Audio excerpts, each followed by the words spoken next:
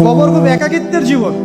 আসলে মৌতের যে যন্ত্রণার কথা আমরা বলি না, এটা সবচেয়ে বড় বিষয়টা কি জানেন? এর শারীরিক কষ্ট তো আছেই, এই যে দুনিয়ার সবার থেকে বিচ্ছেদ, এটাই হচ্ছে যন্ত্রণা।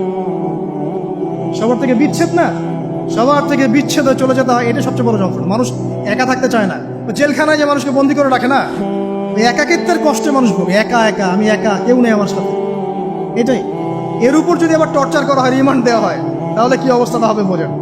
এই হলো কবর, এই হলো কবর। একটা ঘটনা বলে শেষ করে দেই, যে একজন ব্যক্তি মারা গেছেন, আর মুসা আলাইহিস সালামের সময় বানু ইসরাইলের কোনো এক নবী, আমি ঠিক নাম বলতে পারবো না যে কোন নবী, কারণ নামটা হাদিসে আসে নাই, কোনো একজন নবী আল্লাহর কাছে দোয়া করছেন, আল্লাহ মৃত মানুষের সাথে আমার একটু কথোপকথন করায় দাও।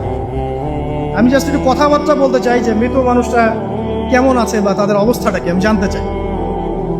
তো আল্লাহ পাক সেই ব্যবস্থা করে দিলেন। তিনি একটা কবরের কাছে গিয়ে দাঁড়ালেন, একজন মৃত মানুষ উঠে আসলেন। এটা সায়েন্স বিশ্বাস নাও করতে পারে, আমাদের কোনো মাথা ব্যথা নেই, ঠিক আছে? তো এবার তিনি তাকে জিজ্ঞাসা করছেন যে তুমি কেমন আছো, তুমি কেমন আছো, এই মুর্দাকে জিজ্ঞাসা করছেন। তিনি বলছেন আজকে থেকে প্রায় 500 বছর আগে আমার মৃত্যু হয়েছে। এই ব্যক্তি বলছেন আজকে থেকে প্রায় 500 বছর আগে আমার মৃত্যু হয়েছে, এখন পর্যন্ত আমার গা থেকে, আমার আত্মা থেকে মৌতের যন্ত্রণা দূর হয় নাই। লা ইলাহা ইল্লাল্লাহ। তো এই হচ্ছে অবস্থা। আমরা ব্যক্তিগত চিন্তাটা আগে করি, নিজের ফিকির, নিজের কবরের ফিকির, নিজের এলেম, নিজের আমল, নিজের পরিবার, নিজের রিজিক। যাদের জন্য হারামে যাচ্ছেন, কেউ সাথে যাবেন, কেউ সাথে যাবে না, না আপনার গার্লফ্রেন্ড, না আপনার বউ বাচ্চা, কিচ্ছু না। এগুলো তো শুধু মায়ার বাঁধন, মায়ার বাঁধন না, মায়ার বাঁধন। যদি এগুলো নেয়ামত হয় আলহামদুলিল্লাহ, যদি এগুলো দুনিয়াতে আপনার ফিতনা সৃষ্টি করে, আপনি আসহাবুল কাহফ হয়ে যান। কথা বুঝতে পারছেন না? এরপরে যদি সামর্থ্য হয়, আল্লাহ পাক আপনাকে জ্ঞান দেন, আপনাকে পলিটিক্যাল পদ দেন, ইকোনমিক সেকশনে জ্ঞান দেন, ইত্যাদি ইত্যাদি, আপনাকে আল্লাহ যে সেকশনে রাখবেন সেখান থেকে দিনের খেদমত করবেন, পারবেন না ইনশাল্লাহ? ডক্টর হয়েছেন, রোগীদের ফিস কমায় দেন, ট্রিটমেন্ট ইজি করে দেন। হ্যাঁ, ডক্টর হন, একজন ভালো ডক্টর হন, কসাই হন। ইঞ্জিনিয়ার হন, একজন সৎ ইঞ্জিনিয়ার হন, চোর হন। আপনি যেখানে থাকবেন সেখান থেকেই আপনি খেদমত করতে পারবেন। সবাইকে আলেম হতে হবে জরুরি না, সবাইকে দায়ী হতে হবে জরুরি না, এবং সবাই এটা হতেও পারবে না। এভাবে জাতি গঠন হয় না। আগে বলছি, বিভিন্ন সেকশনে মানুষ আমাদের লাগবে, এবং প্রত্যেকটা সেকশনেই তাওহীদপন্থী ইমানদার মানুষ লাগবে। ইবলিস যখন আদম আলাইহিস সালাম এবং হাওয়া আলাইহিস সালাম তাদেরকে যখন জান্নাত থেকে বের করিয়ে দেয়, প্রলোভন দিয়েছিল, মিথ্যা প্রলোভন, যে হাল আদুল্লুকুম, হে আদম এবং হাওয়া, আমি কি তোমাদেরকে জানিয়ে দিব, আলা শাজারাতিল খুলদি ওয়া মুলকিন লা ইয়াবলা, হে আদম এবং হাওয়া, আমি কি তোমাদেরকে জানিয়ে দিব এমন একটা গাছের ব্যাপারে, যেই গাছের ফল খেলে পরে তোমরা চিরস্থায়ী হয়ে যাবে এবং কোনোদিন মরবে না। এই যে চিরস্থায়িত্বের টোপ আর অমরত্বের টোপ, এই দুইটা টোপ দিয়ে আমাদের পিতামাতাকে ইবলিস জান্নাত থেকে বের করে দিয়েছে। এখন পৃথিবীতে যত মানুষ পথভ্রষ্ট হচ্ছি আমরা, আমাদের এই দুইটা খাসলতের কারণে। আমরা অমরত্ব আশা করছি, আমাদের চলাফেরা দেখলে মনে হয় আমরা মরবো না, পরকালীন কনসেপ্ট বাদ। একটা হচ্ছে চিরস্থায়িত্বের ক্ষমতা, এই যে ক্ষমতার দাপট, এই দুটো আমাদেরকে কিন্তু পথভ্রষ্ট করছে। ঠিক একই অস্ত্র ছিল ইবলিসের। সূরা আরাফ পড়ে দেখেন, আমি কোনো কিছু বানিয়ে বলছি না। তখন আল্লাহ পাক বললেন যে ইয়া বানি আদম, হে বনু আদম, আদমের সন্তান যারা আছো, আমাদেরকে আল্লাহ পাক বলছে তোমরা শোনো, লা ইয়াফতিনান্নাকুমুশ শাইতান, শয়তান যেন তোমাদেরকে ফিতনায় না ফেলতে পারে।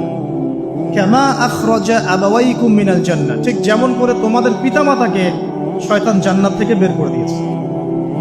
যেহেতু আমাদের পিতা আর মাতাকে শয়তান জান্নাত থেকে বের করে দিয়েছে, আল্লাহ পাক এই আদমের সন্তানদেরকে বলছেন তোমরা সতর্ক থেকো, তোমাদেরকে যেন শয়তান জান্নাত থেকে যেভাবে বের করেছিল তোমার পিতামাতাকে, এমন করতে না পারে। আর কি করতে না পারে? ইয়ানজিউ আনহুমা লিবাসাহুমা লিয়ুরিয়াহুমা মিন সাওয়াতিহিমা। পড়ে দেখেন সূরা আরাফ। আল্লাহ বলছেন মনে রেখো আদমের সন্তানরা, ইবলিস কিন্তু শুধু তোমার পিতামাতাকে জান্নাত থেকে বের করেই দেয় নাই, বরং গাছের কাছে নিয়ে গিয়েছিল, ফল খাওয়ার সাথে সাথেই তাদের গায়ের পোশাক খুলে পড়ে গিয়েছে। তাহলে আমাদের পিতামাতাকে জান্নাতে নগ্ন করে দিয়েছিল কে? সেই কথা আল্লাহ পাক বলছেন আদম সন্তানদেরকে, তোমরা সতর্ক থেকো, তোমাদেরকে যেন ইবলিস নগ্ন করতে না পারে, ঠিক যেমন করে তোমাদের পিতামাতাকে করেছে। তাহলে এখন যে পুরো বিশ্ব জুড়ে নগ্নতার যে সংস্কৃতি চলছে এরা কার এজেন্ডা বাস্তবায়ন করছে বুঝতে পারছেন? কোরআন পড়েন, পৃথিবীতে যত সভ্যতা চলে গেছে, ব্যাবিলনের সভ্যতা, চাইনিজদের সভ্যতা, তারপরে যে আমাদের মাও সেতুং, ইতালির মুসোলিনি, এদিকে জ্যাপল সার্তে, এদিকে আপনার ফিডেল ক্যাস্ট্রোর কথা বলেন, ওই পশ্চিমা সভ্যতা বাদ দিয়ে যত বড় বড় সভ্যতা রিনাউন্ড, সবার পোশাক ছিল শালীন। আমি চ্যালেঞ্জ করলাম, খুঁজে দেখেন চাইনিজদের পোশাক দেখেন, আগেকার পোশাক, 1000 বছর আগের পোশাক, শালীন পোশাক। তারা কিন্তু মুসলিম ছিলেন না।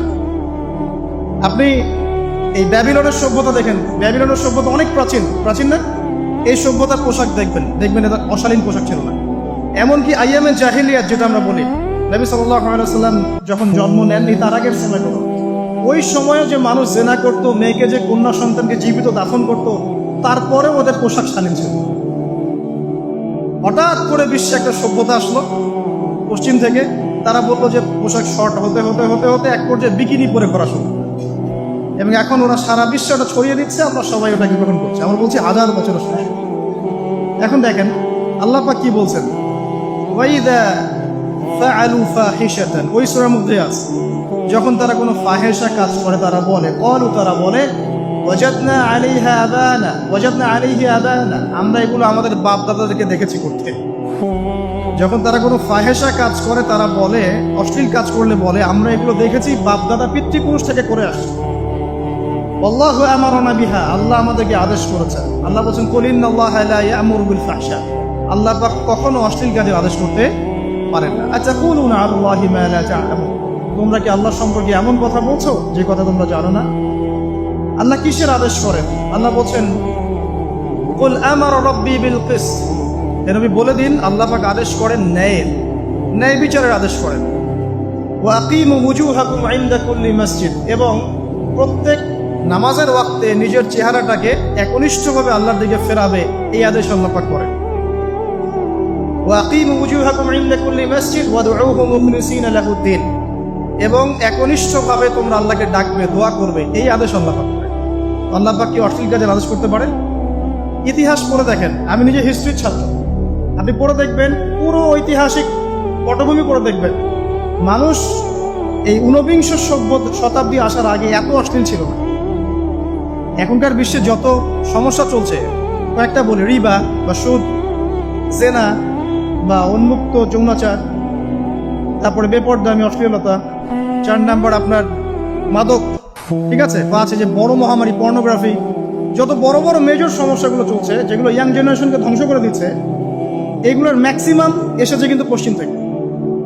খেয়াল করে দেখবেন, এগুলো কিন্তু বাংলাদেশ থেকে আসে নাই, আসছে ভারত থেকে আসছে, পাকিস্তান থেকে আসছে, সাবকন্টিনেন্ট থেকে আসে নাই, এগুলো দেখবেন একটা নির্দিষ্ট জায়গা থেকে আসছে। তো এই কারণেই আমাদের সতর্ক দৃষ্টি রাখতে হবে যে বস্তুবাদী উন্নয়ন সবকিছু নয়। হ্যাঁ, আমরা জিডিপি বাড়ালাম, ইন্ডাস্ট্রিজ গড়লাম, মঙ্গলে চলে গেলাম, চাঁদে গেলাম, ওকে ফাইন, এগুলোর কেউ বিরোধিতা করবে না, এটা ভালো, ন্যাশনকে এগিয়ে নিতে হবে, এটাই এডুকেট তারা এবং এডুকেটেই করতে হবে, কিন্তু নৈতিকতার বিসর্জন দিয়ে নয়। নৈতিকতার বিসর্জন দিয়ে ধর্ম থেকে দূরে চলে এসে নাস্তিকতায় বিশ্বাসী হয়ে আল্লাহকে বাদ দিয়ে, রাসূলকে বাদ দিয়ে এই বস্তুবাদী উন্নয়ন আমাদের পরকালকে বাঁচাতে পারবে না। পরকালকে বাঁচিয়ে রেখে আমার দুনিয়াবী উন্নয়ন করতে হবে, এবং দুনিয়ার উন্নয়নটা অবশ্যই জরুরি। সারা বিশ্ব যখন এগিয়ে যাচ্ছে, আমরা কেন পিছিয়ে থাকবো? আমি তো এটাও বলি যে এটা অনেক মাদ্রাসার লাইনে যারা আছেন তারা আমার সাথে একটু বিরোধিতা করেন এই বিষয়ে, কিন্তু আমি নিজেই বলি যে সিলেবাসের মধ্যে পরিবর্তন নিয়ে আসার চেষ্টা করতে হবে।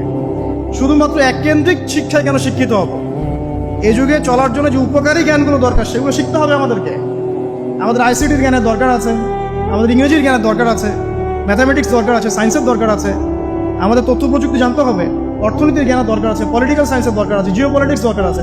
এগুলো বাদ দিয়ে শুধু যদি আমি মুখস্থ করে যাই, এই জ্ঞানটা আমার কি কাজে দেবে আমাকে? এই কথাটা অনেকে নেগেটিভলি নেয়, কিন্তু আমি আসলে তাদের ব্যাপারে তাদের সাথে তর্ক করতে চাই না। আমি আমার কনসেপ্ট লালন করি, আমি এতটুকুই বলছি। এবং যারা শিক্ষিত মহল আছেন, বুদ্ধিজীবী মহল আছেন, যারা দেশ সম্পর্কে ভাবেন, যাদের নিয়ে ভাবেন, উম্মাহ নিয়ে ভাবেন, তারা কিন্তু আমার সাথে একমত হবে ইনশাআল্লাহ যে আমরা কিন্তু এই জায়গাটাতে পিছিয়ে পড়তেছি। আল্লাহ পাক আমাদেরকে কনস্ট্রাকটিভ সিলেবাসে পড়াশোনা করার তৌফিক দান করুন, এবং জেনারেল লাইন থেকে আপনি বয়কট করে একদম ইয়াতে চলে আসতেছেন কেন? জেনারেল লাইনে পড়ছেন, পড়েন, আপনার এই জ্ঞানটাকে আপনি ইসলামের কল্যাণে কাজে লাগাতে পারবেন না? সবাইকে কি আলেম হতে হবে? সবাইকে মুফতি হবে, মুহাদ্দিস হবে? অর্থনীতিবিদের দরকার আছে না? পলিটিশিয়ানের দরকার আছে না? ডক্টর ইঞ্জিনিয়ার দরকার আছে না?